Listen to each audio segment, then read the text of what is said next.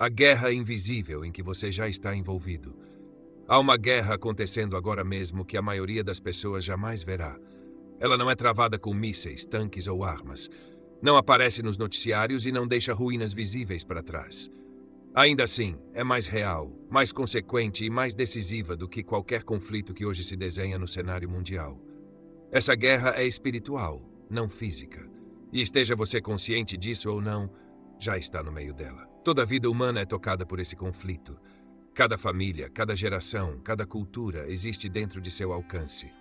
O campo de batalha não é a terra nem o céu, mas a mente, o coração e a alma.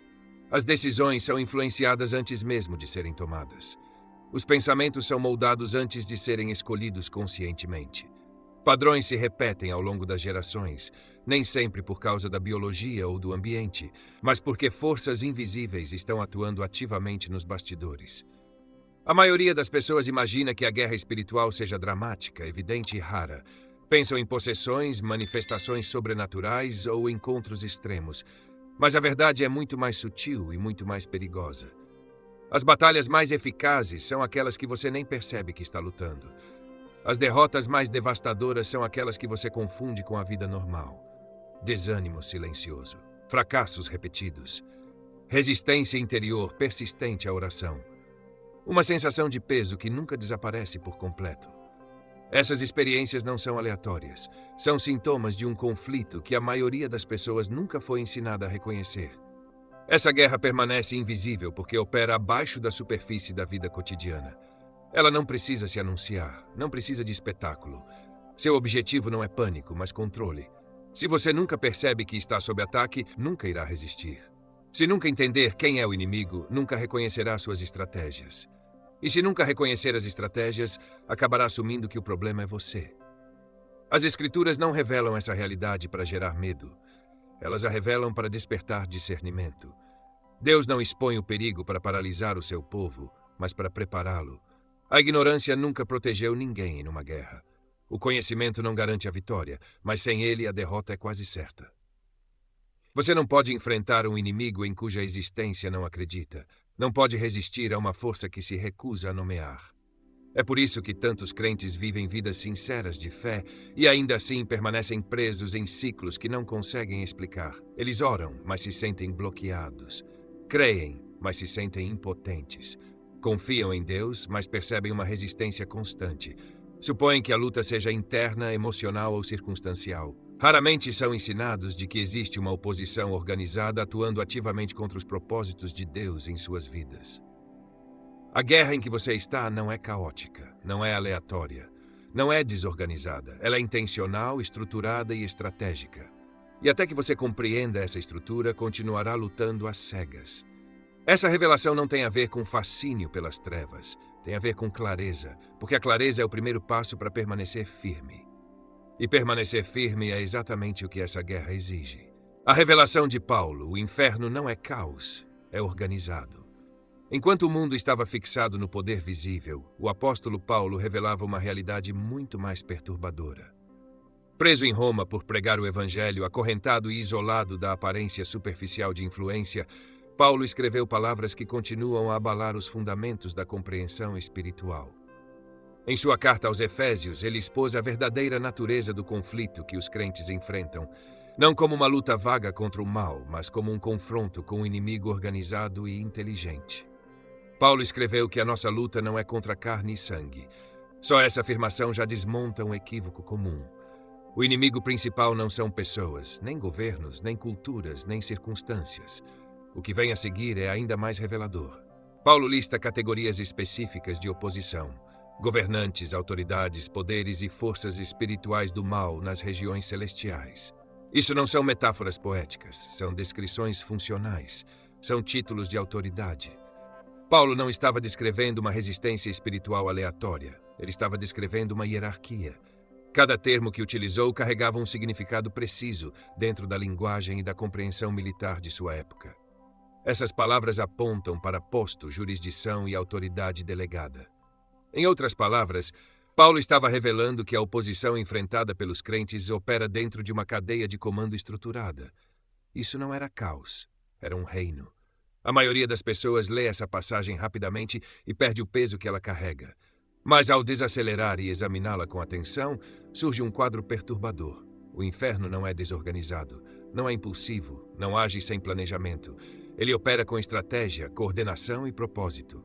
Cada missão é intencional.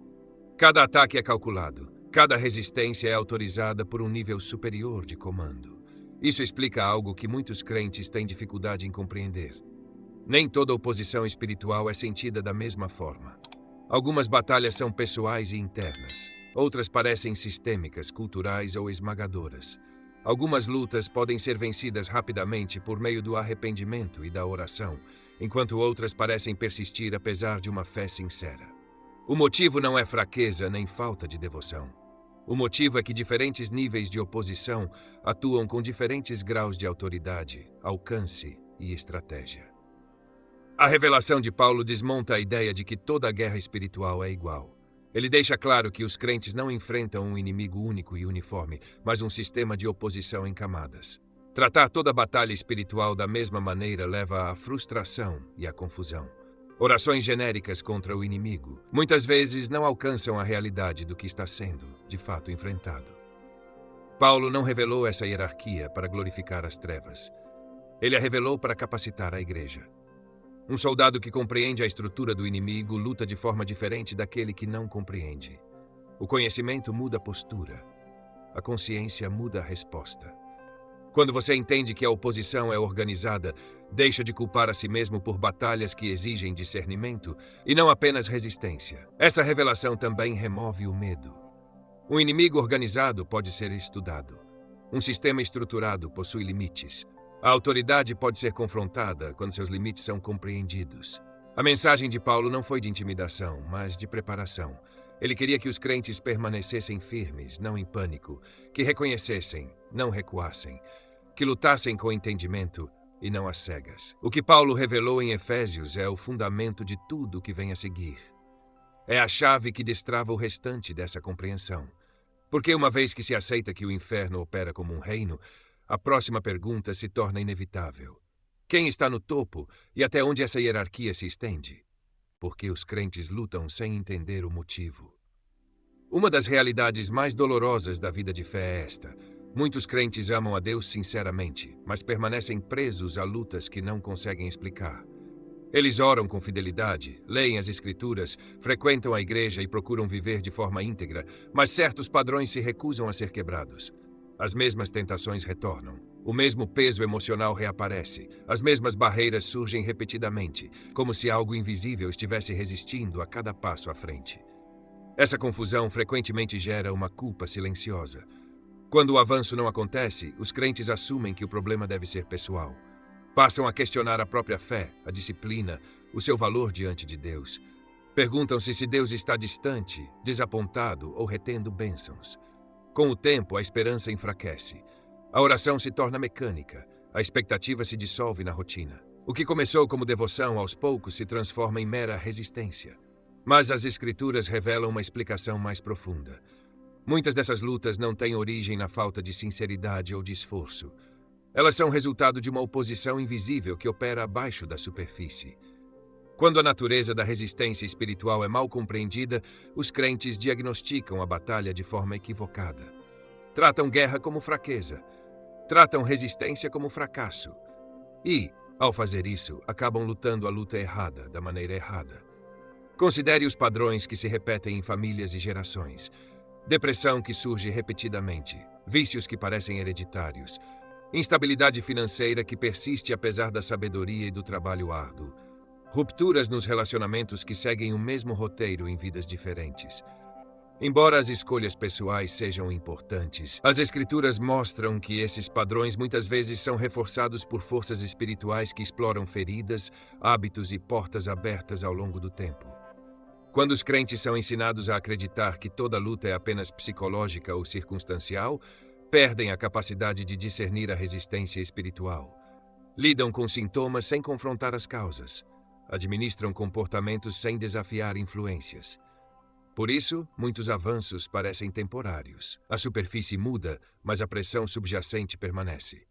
A revelação de Paulo ajuda a compreender essa tensão. Se a oposição é organizada e em camadas, então nem toda batalha pode ser enfrentada da mesma forma.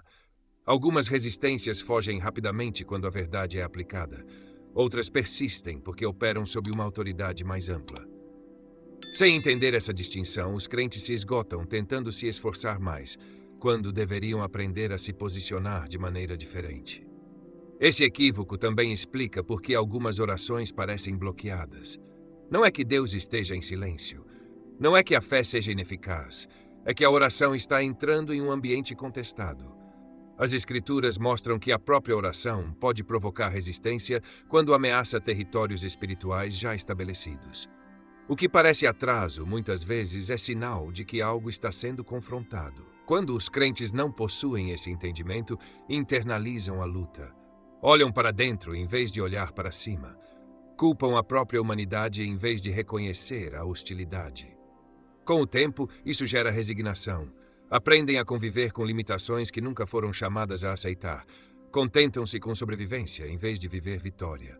Mas as Escrituras nunca apresentam a vida cristã como uma resistência passiva. Elas a apresentam como uma resistência consciente e informada.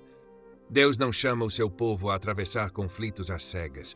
Ele revela a realidade para que possam permanecer firmes com clareza. Compreender a natureza da luta não elimina a responsabilidade, mas restaura a perspectiva. A pergunta deixa de ser "o que há de errado comigo?" e passa a ser "o que realmente está acontecendo ao meu redor?"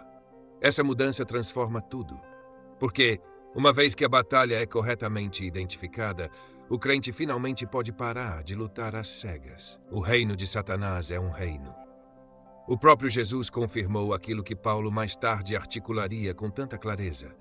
Quando foi acusado de expulsar demônios pelo poder dos próprios demônios, Jesus respondeu com uma afirmação que desmonta silenciosamente a ideia de caos no mundo espiritual. Ele disse que se Satanás expulsa Satanás, está dividido contra si mesmo, e um reino dividido não pode subsistir. Com uma única frase, Jesus revelou uma verdade fundamental que muitos ignoram. O domínio de Satanás não é uma rebelião desordenada. É um reino. Reinos são definidos por estrutura. Funcionam por meio de autoridade, delegação, ordem e propósito. Um reino sem hierarquia entra em colapso. Um reino sem comando não consegue operar. Ao chamá-lo de reino, Jesus deixou claro que as forças que se opõem a Deus não agem de forma independente nem aleatória. Elas são coordenadas, são governadas, respondem à autoridade. Isso muda completamente a forma como a oposição espiritual deve ser compreendida. Satanás não reuniu uma multidão dispersa de anjos caídos e os lançou sem direção. Ele estabeleceu um sistema. Todo reino precisa de organização para sobreviver, e o reino das trevas não é exceção. Missões são designadas, territórios são definidos, estratégias são impostas, nada opera de maneira isolada. Isso explica por que certa resistência espiritual parece direcionada e não acidental. Porque determinadas tentações surgem em momentos precisos de vulnerabilidade. Porque a oposição se intensifica quando há progresso espiritual. Isso não são coincidências, são respostas. Um reino reage quando seu território é ameaçado. Muitos ensinamentos reduzem a guerra espiritual a um conceito vago, tratando toda a influência demoníaca como se fosse igual. Mas as Escrituras não sustentam essa simplificação. Um reino opera por níveis de autoridade. Ordens fluem de cima para baixo. Prestação de contas sobe de baixo para cima. O inimigo que você enfrenta pessoalmente pode não estar agindo por iniciativa própria. Ele pode estar executando instruções de um nível superior dentro de uma estratégia maior. As palavras de Jesus também revelam algo mais que frequentemente passa despercebido. Um reino dividido não pode subsistir. Isso significa que o reino das trevas é unido em propósito. Sua cooperação interna é uma de suas forças. Entidades diferentes exercem funções diferentes, mas todas servem ao mesmo objetivo: oposição a Deus, corrupção da verdade, destruição do destino humano. Compreender isso remove a confusão. Explica por que resistências genéricas muitas vezes parecem ineficazes. Quando a oposição é organizada, ela precisa ser enfrentada com discernimento, não com suposições. Jesus não expôs essa realidade para intimidar seus seguidores. Ele a revelou para esclarecer o campo de batalha. Se o domínio de Satanás é um reino, então ele possui hierarquias. E se possui hierarquias, então nem todo inimigo atua no mesmo nível de autoridade. Essa percepção conduz diretamente ao próximo passo. Se o reino das trevas é estruturado, então essa estrutura pode ser examinada. E, uma vez examinada, pode ser compreendida. É exatamente para esse entendimento que esta jornada está avançando. Visão geral dos 10 níveis da hierarquia do inferno. Quando se torna claro que o reino das trevas é estruturado, a próxima pergunta surge naturalmente. Até que ponto essa estrutura se estende? As Escrituras não deixam essa questão sem resposta. De Gênesis a Apocalipse, a Bíblia gradualmente puxa o véu, revelando um sistema ordenado de autoridade operando nos bastidores da história humana. Esse sistema não é mencionado uma ou duas vezes apenas. Ele é reafirmado de forma consistente por meio de visões proféticas, ensinamentos apostólicos e pelas próprias palavras de Jesus. A hierarquia do inferno não é plana. Ela é composta por camadas. Consiste em múltiplos níveis de autoridade, cada um com uma função, um alcance e limitações específicas. Algumas entidades operam no nível da influência individual. Outras governam regiões, sistemas ou nações inteiras. Há ainda aquelas que atuam em esferas muito além da percepção humana. Compreender essa hierarquia não é uma questão de curiosidade, é uma questão de clareza. Sem clareza, os crentes frequentemente interpretam de forma equivocada tanto a origem quanto a intensidade das batalhas que enfrentam. Nos níveis mais baixos estão as entidades designadas a indivíduos.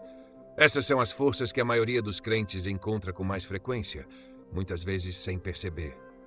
Elas se especializam em assédio, distração, tentação e engano em nível pessoal. Seu poder é limitado, mas sua persistência é implacável. Por serem numerosas, seu impacto costuma ser subestimado.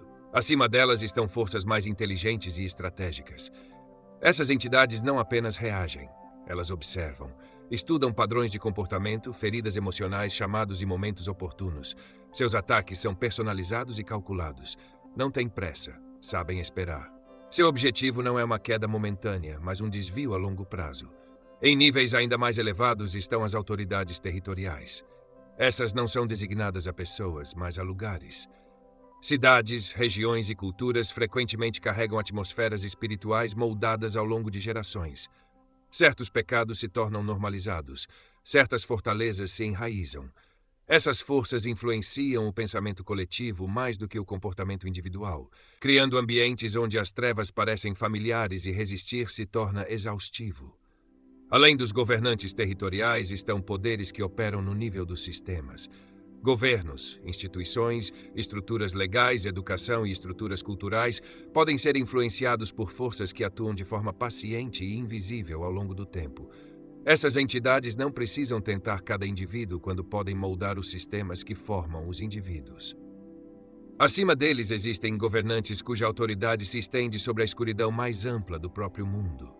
Essas forças governam a ordem caída, reforçando o engano e a rebelião ao longo de civilizações e eras. Não estão limitadas pela geografia, nem pela cultura. Sua influência é global, persistente e profundamente enraizada. Nos níveis mais elevados estão seres cuja origem antecede a humanidade. São entidades caídas que um dia estiveram próximas da presença de Deus. Seu conhecimento, inteligência e capacidade estratégica superam amplamente tudo o que existe abaixo delas. Elas não improvisam, executam objetivos de longo prazo que atravessam séculos, operam em níveis onde oração, profecia e autoridade espiritual se cruzam com conflitos de natureza cósmica. Essa hierarquia não é revelada de uma só vez nas Escrituras. Ela é desvendada progressivamente, porque precisa ser compreendida com cuidado. Conhecimento sem fundamento gera medo, mas conhecimento ancorado na verdade gera confiança. Cada nível dessa estrutura opera sob limitações. Nenhum existe fora da soberania de Deus. Nenhum pode exceder a autoridade concedida aos crentes em Cristo. O propósito de expor esses níveis não é engrandecer o inimigo, é ampliar o entendimento. Porque quando a estrutura é conhecida, o medo se dissipa. Um inimigo que pode ser mapeado pode ser resistido. Uma autoridade que pode ser identificada pode ser confrontada. E um sistema que opera sob limites pode, em última instância, ser vencido. Esta visão geral prepara o caminho para o que vem a seguir. Porque para compreender o todo, cada nível precisa ser examinado individualmente. E essa jornada começa na base, com as forças mais comuns, mais mal compreendidas e mais frequentemente encontradas dentro dessa hierarquia. Nível 10. Demônios comuns, os soldados da linha de frente. Todo exército começa com soldados de infantaria. Eles são os mais numerosos, os menos poderosos e os mais frequentemente enviados ao combate. Na hierarquia do inferno, o nível 10 representa exatamente isso.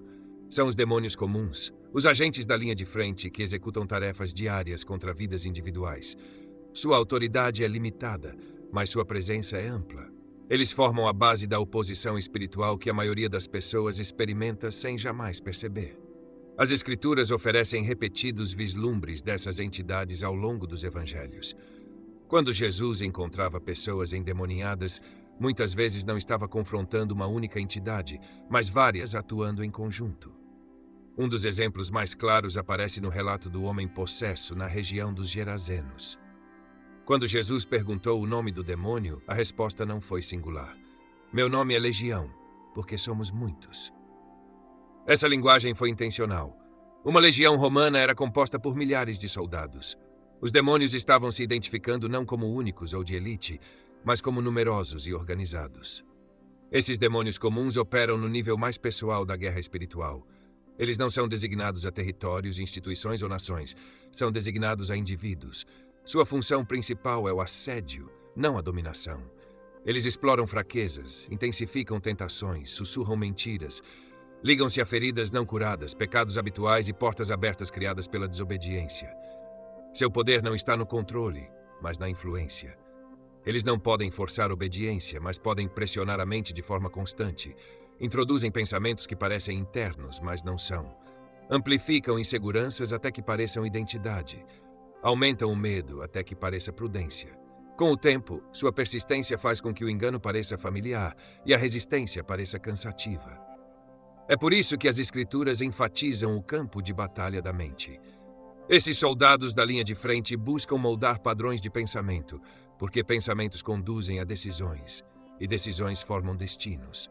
Um crente que não reconhece essa influência, muitas vezes aceita o assédio espiritual como uma luta interior normal. Mentiras são confundidas com reflexão pessoal. Acusação é confundida com consciência.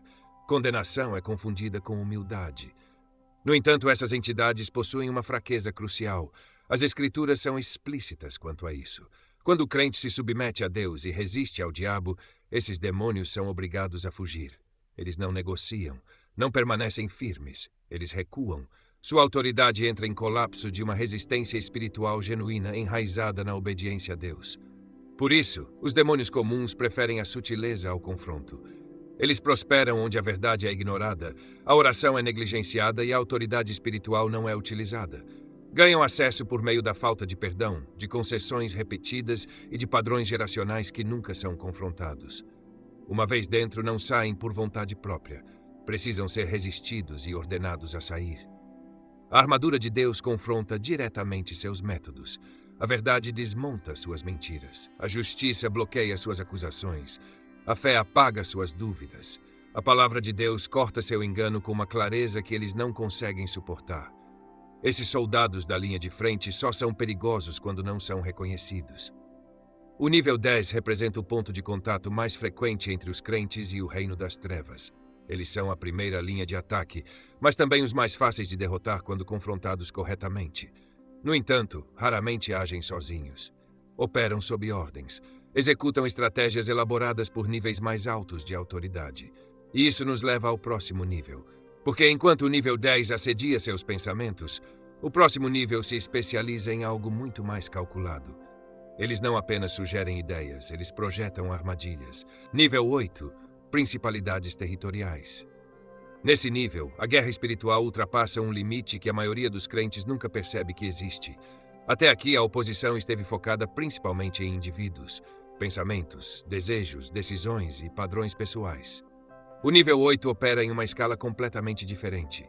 Essas não são entidades designadas a pessoas, são designadas a lugares. As Escrituras identificam essas forças como principados, governantes com jurisdição sobre regiões geográficas. Cidades, bairros, centros culturais e regiões inteiras podem ficar sob sua influência. Seu objetivo não é possuir indivíduos, mas moldar o ambiente espiritual no qual os indivíduos vivem. Quando um principado governa uma região, certos pecados se tornam normalizados, certos comportamentos parecem inevitáveis e a resistência à verdade se torna incomumente pesada. O livro de Daniel oferece um dos exemplos bíblicos mais claros dessa realidade. Quando Daniel orou e jejuou em busca de entendimento, um mensageiro angelical foi enviado com a resposta. No entanto, essa resposta foi atrasada por 21 dias. O motivo não foi o silêncio de Deus, foi conflito espiritual. O anjo explicou que havia sido resistido pelo príncipe da Pérsia, não um governante humano, mas uma autoridade espiritual com atribuição territorial sobre o império inteiro. Isso revela algo crucial. A atividade espiritual no reino invisível afeta diretamente aquilo que se manifesta no mundo natural. Principados contestam a oração, influenciam lideranças e reforçam fortalezas culturais ao longo do tempo. Eles estabelecem atmosferas que parecem naturais porque existem há gerações. A opressão se torna familiar. As trevas viram ruído de fundo. Isso explica por que certas regiões lutam repetidamente com os mesmos problemas. Uma cidade é marcada pela violência, outra pela dependência química, outra pela apatia espiritual. Esses padrões não são acidentais. São resultado de uma influência sustentada que molda o pensamento e o comportamento coletivos. Os principados não precisam tentar cada indivíduo quando podem influenciar o ambiente que forma os indivíduos. As Escrituras também mostram que essas entidades não respondem à resistência da mesma forma que os níveis inferiores. Demônios comuns fogem quando confrontados pela autoridade individual. Principados não. Sua autoridade excede o confronto individual. Eles são enfrentados por meio de oração unida, concordância entre os crentes e intercessão contínua. É por isso que Jesus enfatizou o poder do acordo. Algumas batalhas não foram projetadas para serem travadas sozinhas. A advertência de Paulo à igreja em Éfeso foi profundamente contextual. Éfeso era um centro de práticas ocultistas e idolatria. Um principado havia se enraizado de tal forma que, quando o evangelho rompeu, os crentes destruíram publicamente seus materiais ocultos, avaliados em um valor enorme. Economias inteiras podem ser construídas sob a influência de principados, reforçando as trevas por meio da cultura e do comércio. Crentes que vivem sob influência territorial não estão desamparados. A armadura de Deus continua protegendo. A fé guarda o coração individual. A salvação assegura a identidade. O Evangelho da Paz permite que os crentes caminhem por regiões opressivas sem colapso interior. Mas desmantelar fortalezas territoriais exige mais do que devoção pessoal. Exige engajamento espiritual coletivo. Os principados também operam sob autoridade. Eles não são autônomos, prestam contas acima. Porque se o nível 8 governa regiões, o próximo nível governa algo muito mais enraizado. Os sistemas que moldam as próprias civilizações. Se o nível 10 opera por meio de volume e persistência, o nível 9 opera por meio de inteligência e precisão. Esses não são espíritos aleatórios lançando tentações na sua vida na esperança de que algo funcione. São entidades especializadas, designadas para estudar, observar e compreender o indivíduo. Sua missão não é distração momentânea, mas destruição cuidadosamente planejada ao longo do tempo. Os demônios do nível 9 não dependem de pecado óbvio. Eles dependem de timing, observam períodos de cansaço, desânimo, isolamento e transição. Analisam personalidade, chamado, feridas emocionais e desejos não satisfeitos. Quando os padrões são identificados, armadilhas são projetadas com precisão cirúrgica. A tentação que derruba uma pessoa não funcionaria com outra. Esse nível sabe que o engano eficaz precisa ser pessoal.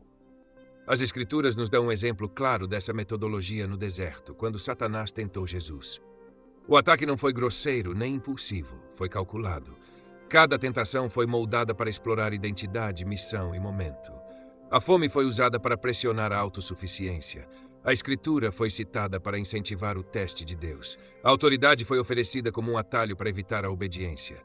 Nada disso foi aleatório. Cada proposta era uma tentativa de desviar Jesus de seu propósito por meio de concessões sutis.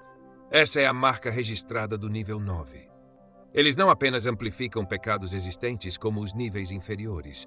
Eles redirecionam desejos, distorcem necessidades legítimas em caminhos destrutivos. Especializam-se em meias-verdades. O que oferecem soa razoável, parece justificável.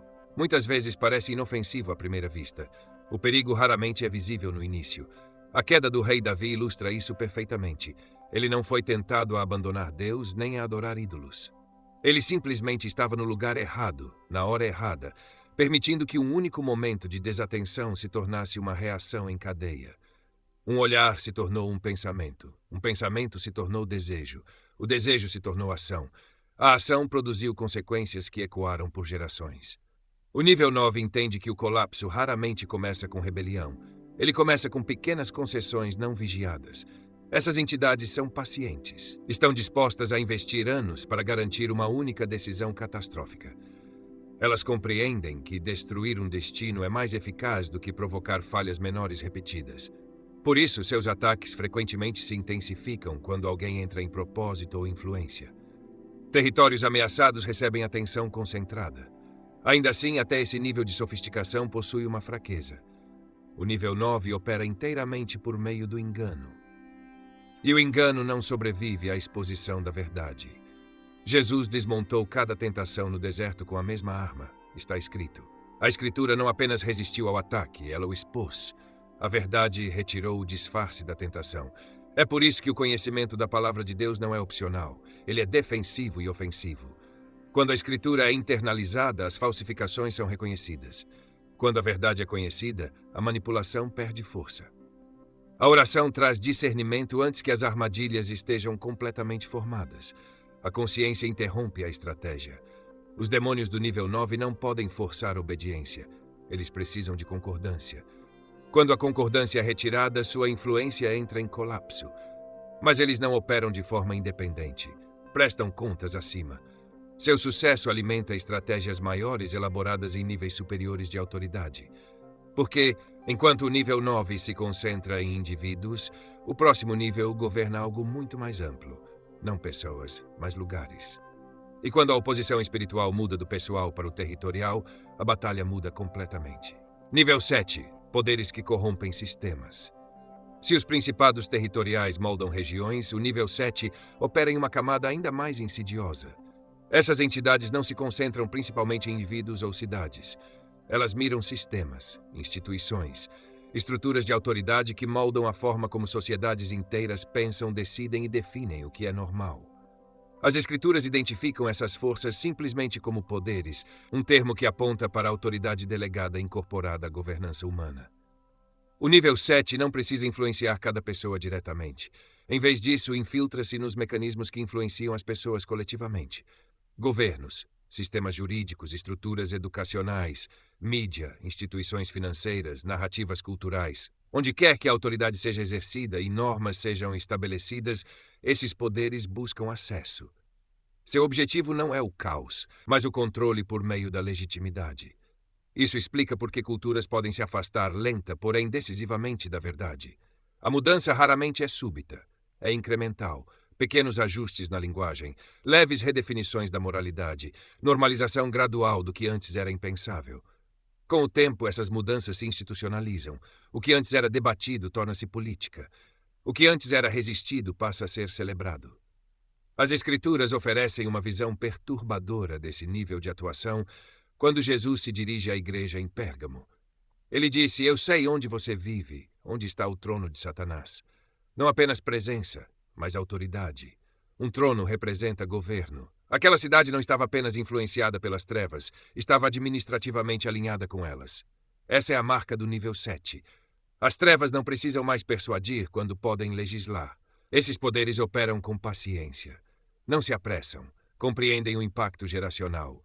Se conseguem moldar o sistema educacional, moldam a visão de mundo da próxima geração. Se conseguem distorcer a justiça, redefinem o bem e o mal. Se controlam as narrativas, cegam populações inteiras enquanto mantêm a ilusão de progresso. O que torna o nível 7 especialmente perigoso é que ele opera por meio da cooperação humana. Essas entidades nem sempre agem por meio do mal evidente. Elas sussurram ideias a mentes influentes. Essas ideias são então implementadas por meio de estruturas legítimas de autoridade. Os humanos envolvidos muitas vezes acreditam estar promovendo a sociedade, enquanto, sem perceber, executam estratégias que se opõem ao propósito de Deus. É por isso que a resistência nesse nível tem um custo. Enfrentar sistemas corrompidos geralmente exige coragem, não conforto. As Escrituras demonstram isso claramente por meio de figuras como Daniel, que se recusou a obedecer leis que contrariavam a autoridade de Deus, mesmo quando a obediência acarretava consequências severas. O nível 7 é confrontado não apenas por meio da oração, mas pela integridade, pela verdade e pela recusa em negociar convicções. A retidão pessoal ainda importa, mas não é suficiente por si só. Os crentes são chamados não apenas a viver de forma diferente, mas a enxergar com clareza, a reconhecer quando estruturas de autoridade foram sequestradas, a discernir quando a conformidade se transforma em participação. Esse nível de guerra testa convicções mais do que emoções. Ainda assim, nem mesmo esses poderes operam de forma independente. Eles recebem direção de autoridades superiores que governam algo ainda mais amplo do que sistemas. Porque acima da corrupção institucional, existe um nível de trevas que envolve o próprio mundo. Nível 6. Governantes das trevas deste mundo. Nesse nível, a guerra espiritual vai além de regiões, sistemas e instituições e entra em algo muito mais abrangente. As Escrituras se referem a essas entidades como governantes das trevas deste mundo. Isso não é linguagem simbólica. Descreve uma autoridade governante sobre a própria ordem caída do mundo. O nível 6 não apenas influencia a cultura, ele administra o ambiente de trevas no qual a humanidade caída opera. Esses governantes não competem por território. Eles já exercem influência sobre civilizações, eras e culturas. Seu domínio é o sistema do mundo que existe separado de Deus, os valores que ele promove, as suposições que normaliza, as prioridades que recompensa, as mentiras que são incorporadas de forma tão profunda que passam a parecer senso comum e não engano. Isso explica uma constância perturbadora ao longo da história humana. Em continentes e séculos diferentes, os mesmos padrões se repetem. Violência, exploração, orgulho, corrupção, opressão e rebelião contra Deus aparecem em todas as civilizações, independentemente de religião, idioma ou avanço tecnológico. Isso não é coincidência. É administração. O nível 6 mantém uma estrutura global onde as trevas parecem naturais e a justiça parece algo disruptivo. Jesus reconheceu essa autoridade quando se referiu a Satanás como governante deste mundo. Esse título não foi um elogio, foi um diagnóstico. O sistema do mundo, como existe atualmente, opera sob uma influência hostil ao reino de Deus. Isso não significa que Deus tenha perdido o controle. Significa que a humanidade caída vive dentro de um sistema que, por padrão, resiste à verdade divina. Esses governantes atuam principalmente por meio do engano em larga escala. Eles não precisam atingir indivíduos diretamente quando podem moldar as suposições que governam o pensamento coletivo. Influenciam o que a humanidade define como sucesso, liberdade, progresso e realização. Promovem autonomia em vez de submissão, autoexpressão em vez de obediência, poder em vez de humildade. Com o tempo, esses valores se tornam fundamentos inquestionáveis da sociedade.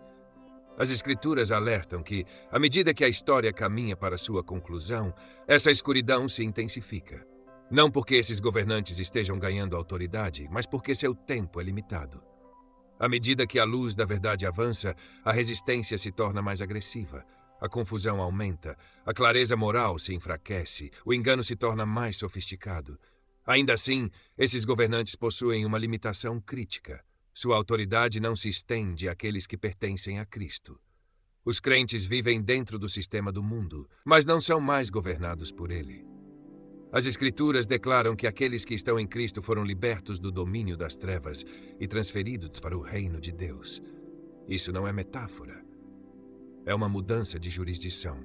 Os governantes desse sistema mundial podem pressionar, enganar e oprimir tudo que cerca o crente, mas não podem reivindicar aquilo que Deus selou.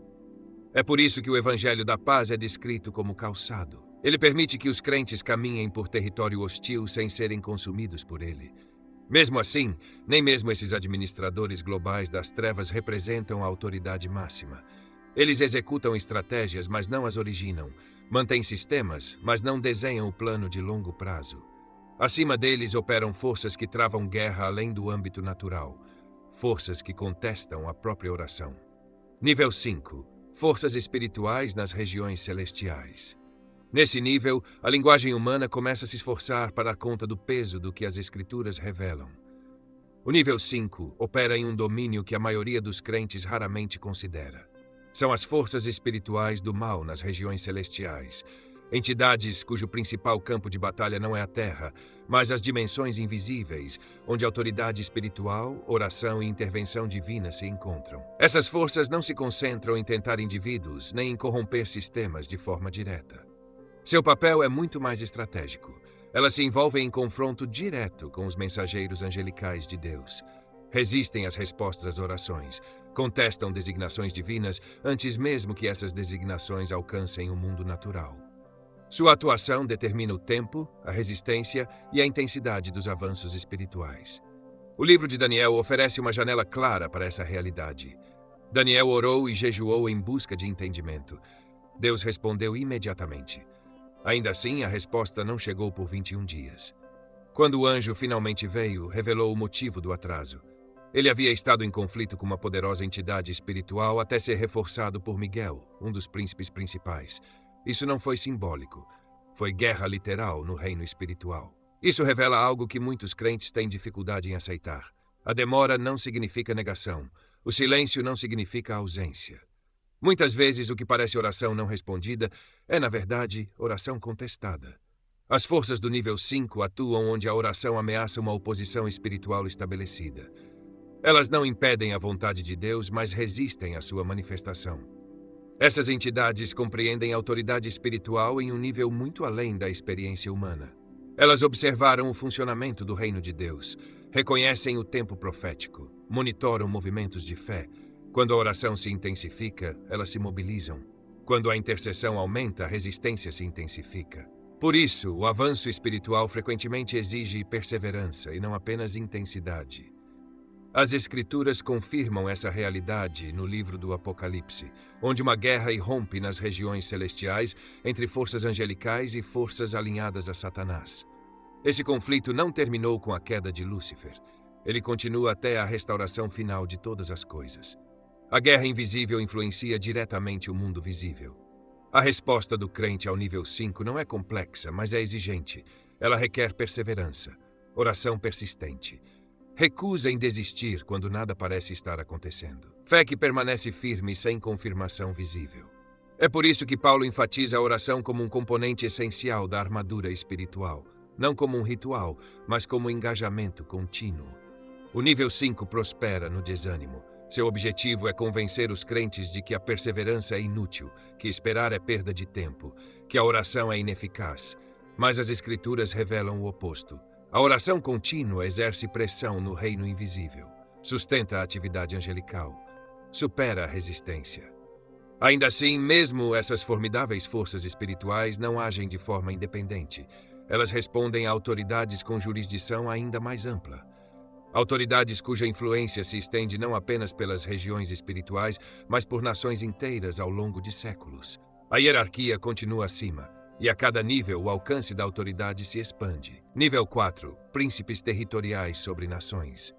Nesse nível, a autoridade espiritual se expande para além de cidades e regiões e alcança algo muito mais duradouro. O nível 4 é composto por príncipes territoriais, governantes demoníacos designados não a indivíduos ou sistemas, mas a nações inteiras e impérios. Sua jurisdição atravessa gerações. Sua influência sobrevive à ascensão e à queda de governos.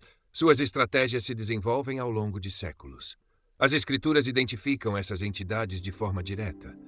No livro de Daniel, o mensageiro angelical não fala em símbolos nem em abstrações. Ele nomeia seu oponente, o príncipe da Pérsia. Mais adiante, menciona o príncipe da Grécia, que viria depois. Esses não eram metáforas para governantes humanos. Eram seres espirituais exercendo autoridade por trás de impérios globais que dominaram o mundo antigo. Isso revela uma verdade solene.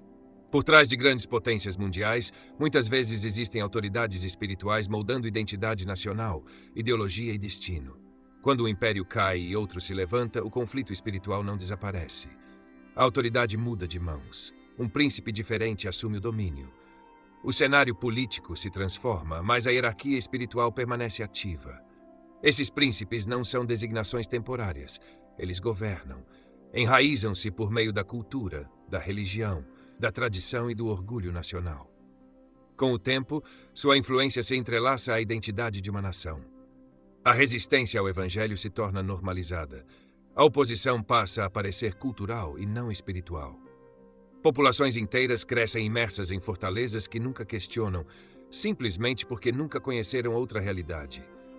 Isso explica por que algumas nações demonstram resistência espiritual ao longo de múltiplas gerações, apesar de esforços missionários sinceros, sacrifício e oração constante. O problema não é falta de compaixão, nem ausência da verdade. É autoridade enraizada.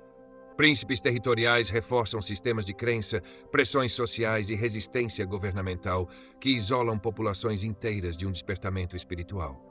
Essas entidades possuem inteligência acumulada ao longo de milênios. Observaram a psicologia humana através de civilizações inteiras.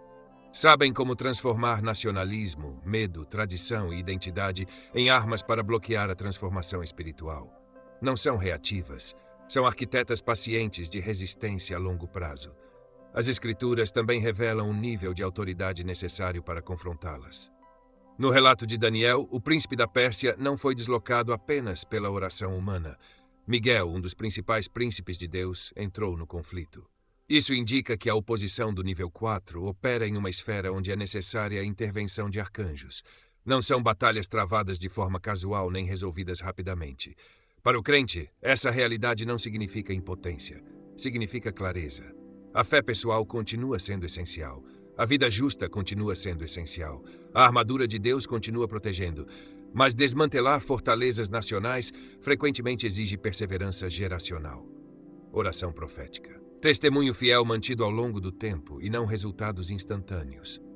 O nível 4 nos lembra que a guerra espiritual nem sempre é medida em dias ou anos, mas às vezes em décadas.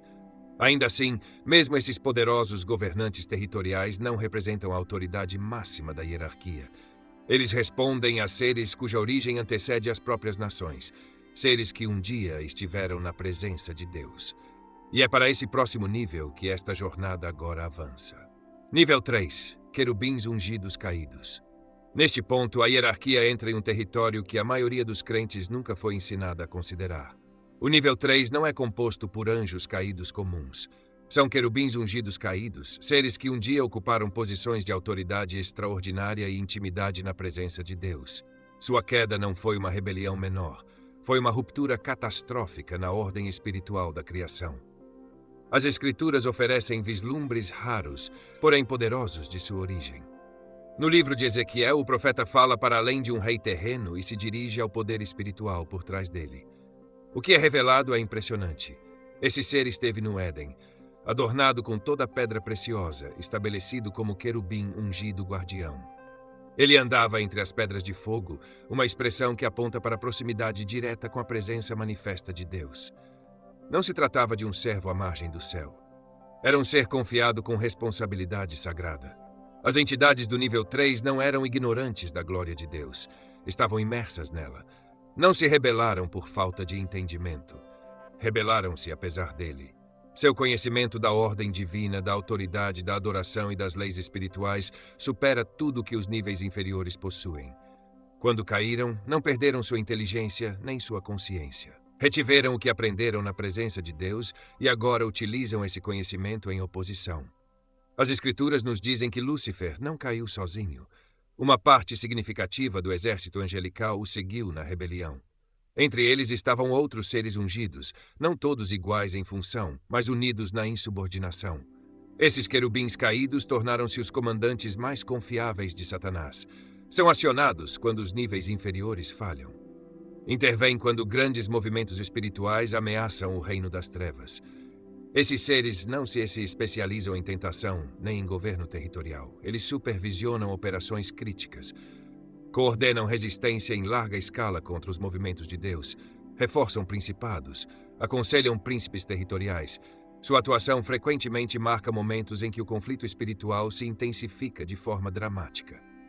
Sua maior força está na familiaridade com os caminhos de Deus. Eles entendem como a autoridade funciona. Reconhecem o poder da adoração. Sabem como a obediência libera a intervenção divina. Por isso trabalham incansavelmente para corromper a adoração, distorcer a doutrina e minar a submissão a Deus. Eles sabem, por experiência direta, quão perigoso é o alinhamento com o céu. No entanto, essa força também é sua limitação. Eles se lembram do que perderam. Estão plenamente cientes de que sua rebelião selou seu destino. As Escrituras deixam claro que não há redenção restante para eles. Sua oposição é movida por ódio, não por esperança. Lutam não para vencer, mas para atrasar, distorcer e destruir o máximo possível antes que o juízo chegue. O nível 3 representa a camada superior de comando da hierarquia do inferno.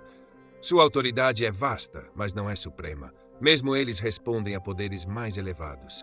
Acima deles operam entidades que não apenas executam operações, mas desenham a estratégia de longo prazo da própria rebelião. A hierarquia está se aproximando do seu ápice. E o que resta redefinirá a forma como a autoridade, vitória e derrota são compreendidas. Nível 2. O Conselho Interno de Satanás. Nesse nível, a hierarquia alcança o núcleo estratégico do Reino das Trevas. O nível 2 não é composto por comandantes comuns nem por agentes poderosos isolados. Trata-se do Conselho Interno de Satanás, os generais de mais alta patente que planejam, coordenam e supervisionam a estratégia de longo prazo da rebelião contra os propósitos de Deus ao longo da história humana. Esses seres não se concentram em batalhas isoladas. Eles pensam em eras, não em momentos. Sua preocupação não é uma vida ou uma cidade específica, mas movimentos, civilizações e trajetórias espirituais que se desenvolvem ao longo de gerações. Todo grande ataque contra a obra de Deus na Terra pode ser rastreado até planejamentos feitos nesse nível. Engano, perseguição, falsas religiões e a corrupção interna do povo de Deus não são improvisações. São projetos cuidadosamente elaborados. As Escrituras oferecem vislumbres sutis, porém reveladores, de sua atuação. No livro de Jó, Satanás não aparece sozinho diante de Deus. Ele chega acompanhado com uma comitiva, seres que o acompanham no conselho celestial. Esses não são servos. São comandantes de confiança, autorizados a observar, aconselhar e executar operações de alto nível. Quando o inferno mira um homem justo como Jó, o ataque não é aleatório. É coordenado, dosado e autorizado no mais alto escalão. O nível 2 se especializa em engano em larga escala. Eles constroem sistemas de crença que parecem espirituais, mas negam a verdade. Elaboram falsas doutrinas que imitam as Escrituras enquanto as esvaziam por dentro. Planejam ciclos de perseguição, decidindo quando a pressão quebrará a fé e quando a refinará. Sabem como infiltrar estruturas religiosas não por meio de rebelião aberta, mas por concessões que soam sábias, compassivas e razoáveis. Esses comandantes estão ativos desde os primeiros momentos da história humana. A tentação no jardim não foi uma conversa espontânea, foi uma operação estratégica. Cada palavra foi cuidadosamente escolhida. Cada pergunta foi projetada para introduzir dúvidas sem parecer hostil. O nível 2 compreende profundamente a psicologia humana, não porque estudou a humanidade, mas porque observou sua criação. Quando culturas inteiras se afastam rapidamente de fundamentos morais, quando sistemas de crença falsos se espalham globalmente com velocidade impressionante, quando a perseguição se intensifica em regiões específicas em momentos precisos, o nível 2 está em ação. Esses não são acidentes da história, são movimentos orquestrados. Ainda assim, mesmo essas autoridades aterradoras não são autônomas. Elas servem a um único senhor. Suas estratégias, inteligência e operações fluem para uma única fonte. Elas não governam o reino das trevas, administram-no em nome daquele que governa. E isso nos conduz ao nível final. A origem de toda rebelião, o ser cuja queda acendeu toda essa hierarquia, e a razão pela qual os crentes podem permanecer firmes sem medo diante de cada nível exposto até aqui. Nível 1. O próprio Satanás. No topo da hierarquia está a fonte de toda rebelião, todo engano e toda estratégia revelada até aqui. O nível 1 é o próprio Satanás. Conhecido por muitos nomes ao longo das Escrituras, ele é o adversário original, o arquiteto da resistência contra Deus e a autoridade sob a qual todo o reino das trevas opera. As Escrituras revelam que Satanás não foi criado como inimigo. Ele foi criado em esplendor. Era o querubim ungido, cheio de sabedoria e perfeito em beleza, colocado em proximidade direta com a presença de Deus. Seu papel não era marginal. Ele ocupava uma posição de honra, autoridade e influência sem paralelo entre os seres criados. Sua queda não teve origem na fraqueza, mas no orgulho. Isaías registra as declarações que definiram sua rebelião. 5 vezes ele declarou: eu subirei, eu exaltarei o meu trono, eu me assentarei, eu subirei acima, eu me farei semelhante ao Altíssimo. Essas declarações não foram apenas expressões de ambição, foram a rejeição da submissão. O pecado de Satanás não foi simplesmente a desobediência, foi o desejo por autoridade autônoma. O próprio Jesus testemunhou o momento da queda de Satanás. Ele a descreveu como instantânea e catastrófica. Satanás caiu do céu como um relâmpago. Não houve descida gradual, nem oportunidade de recuperação. A rebelião foi decisiva e o juízo foi imediato. No entanto, as Escrituras também revelam uma verdade crucial que muitos interpretam de forma equivocada. Satanás não reina atualmente no inferno. Ele está ativo na terra. Ele é descrito como o governante deste mundo e o Deus desta era. Esses títulos parecem absolutos, mas não são. Sua autoridade é real, porém delegada e temporária. Ele governa sistemas caídos, não vidas redimidas. Sua influência opera dentro de limites definidos pela soberania de Deus. Ele não pode ultrapassar essas fronteiras. A cruz marcou o ponto de virada decisivo. As Escrituras declaram que, por meio de sua morte e ressurreição, Cristo desarmou os poderes e autoridades.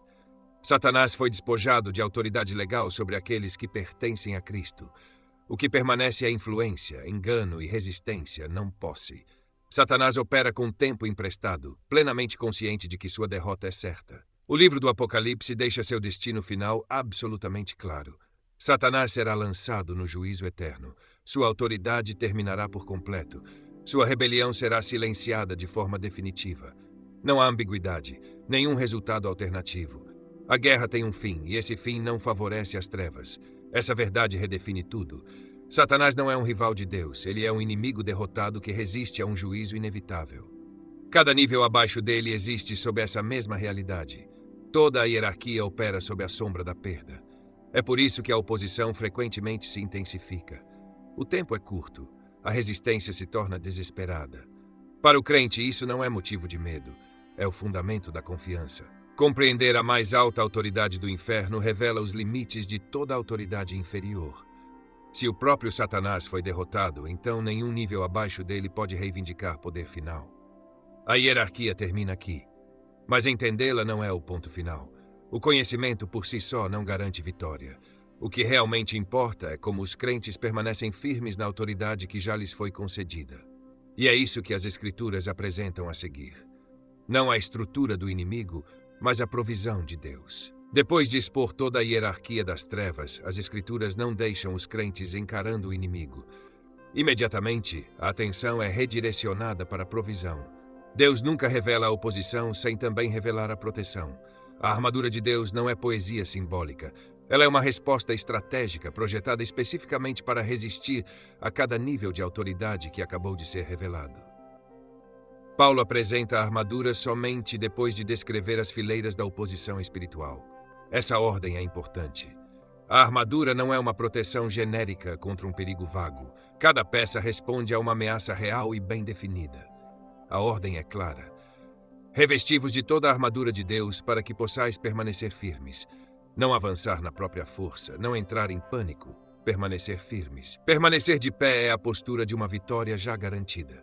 O cinto da verdade vem primeiro porque o engano é a principal arma do inimigo, especialmente nos níveis mais altos. O nível 9 prospera em meias-verdades. O nível 7 incorpora mentiras aos sistemas. A verdade sustenta todo o restante. Sem ela, todas as outras peças perdem o ajuste. A verdade expõe o engano antes que ele crie raízes. A couraça da justiça protege o coração. Demônios comuns acusam, te corrompem. As trevas buscam corroer a clareza moral. A justiça guarda a identidade. Não é justiça própria, mas a posição correta diante de Deus. Quando a identidade está segura, a acusação perde sua força. As sandálias do Evangelho da Paz permitem que o crente caminhe por territórios hostis sem colapso interior. Principados territoriais e governantes das trevas criam ambientes opressivos. A paz não remove o ambiente, mas impede que o crente seja governado por ele. O Evangelho gera estabilidade enquanto se avança. O escudo da fé é descrito como capaz de apagar todos os dardos inflamados do maligno. Não alguns, todos. Cada nível utiliza dúvida, medo e intimidação. A fé absorve impactos que de outra forma atravessariam a alma. Ela não nega a realidade, ela confia em Deus dentro dela. O capacete da salvação protege a mente e a identidade. O nível 5 ataca a perseverança. Ele sussurra que a oração é inútil e que esperar é perda de tempo. A salvação ancora o crente no que já foi consumado, não no que ainda está sendo disputado. A identidade permanece intacta, mesmo quando os resultados demoram. A espada do Espírito, que é a palavra de Deus, é a única arma ofensiva mencionada. Ela confronta todos os níveis de oposição. Jesus a utilizou contra o próprio Satanás. A Escritura não apenas resiste, ela desmonta estratégias com autoridade. As trevas não conseguem argumentar contra a verdade. Paulo encerra com a oração, não como um complemento, mas como engajamento constante. A oração sustenta toda a armadura. Ela conecta o crente à autoridade divina, além das circunstâncias visíveis. A oração perseverante supera a resistência no reino invisível. A armadura funciona porque a vitória já foi conquistada. Os crentes não lutam para vencer. Eles permanecem firmes porque Cristo já venceu. A autoridade flui da posição, não do esforço. Aqueles que estão em Cristo estão assentados acima de todos os níveis revelados. Isso não é otimismo, é realidade espiritual legal. Compreender a hierarquia sem compreender a armadura gera medo. Compreender a armadura sem compreender a hierarquia gera confusão. Juntas, elas produzem confiança. O crente não está indefeso, nem sem poder, nem abandonado. A guerra foi mapeada, a provisão foi concedida. O que resta agora é uma decisão. Compreender a estrutura da hierarquia do inferno não muda nada se isso permanecer apenas como informação. Conhecimento sem resposta não produz transformação. As Escrituras nunca revelam a verdade por curiosidade. Revelam a verdade para decisão. Toda revelação carrega responsabilidade, e esta não é diferente. Agora você entende algo que a maioria dos crentes nunca chega a ver plenamente. As batalhas que você enfrenta não são imaginárias. A resistência que você sente não é acidental. A pressão contra a oração, a obediência e o crescimento espiritual não é aleatória. Existe uma oposição organizada trabalhando contra os propósitos de Deus. Mas também existe uma vitória consumada que nenhum nível das trevas pode anular. Esta mensagem nunca teve a intenção de gerar medo. O medo pertence àqueles que lutam sem entendimento. A clareza pertence àqueles que sabem onde estão posicionados. A hierarquia das trevas existe, mas opera sob limitações. Cada nível, do soldado mais baixo ao próprio Satanás, responde à autoridade de Cristo. A cruz não foi um gesto simbólico, foi uma conquista decisiva. As Escrituras declaram que Jesus despojou os poderes e autoridades, expondo-os publicamente. Isso significa que o inimigo ainda resiste, mas sem posse legal. Ele intimida, mas não governa. Engana, mas não decide. Sua autoridade termina onde começa o senhorio de Cristo. É aqui que a decisão se torna pessoal. Conhecer a guerra espiritual não é o mesmo que viver em vitória. A vitória pertence àqueles que estão em Cristo. Não perto dele, não apenas familiarizados com ele, em Cristo. As Escrituras são claras. Se você confessar com a sua boca que Jesus é Senhor e crer em seu coração que Deus o ressuscitou dentre os mortos, você será salvo.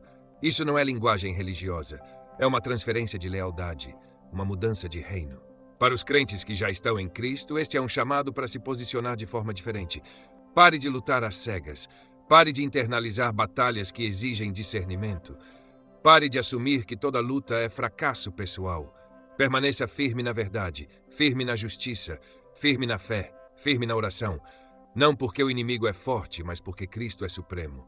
Para aqueles que nunca fizeram esse compromisso, isto não é sobre medo do inferno. É sobre clareza da realidade. Existem apenas 2 reinos. Território neutro não existe. O silêncio não é segurança. O adiamento não é proteção. A porta da graça ainda está aberta, mas não permanecerá aberta para sempre. Esta revelação exige uma resposta. Ou você permanece alheio e despreparado, ou se posiciona equipado e firmado. A guerra é real. A vitória está garantida. A pergunta não é se a batalha existe. A pergunta é onde você está posicionado dentro dela. Se esta mensagem despertou algo em você, não a ignore. A verdade sempre convida ao movimento. Escolha onde você vai se posicionar.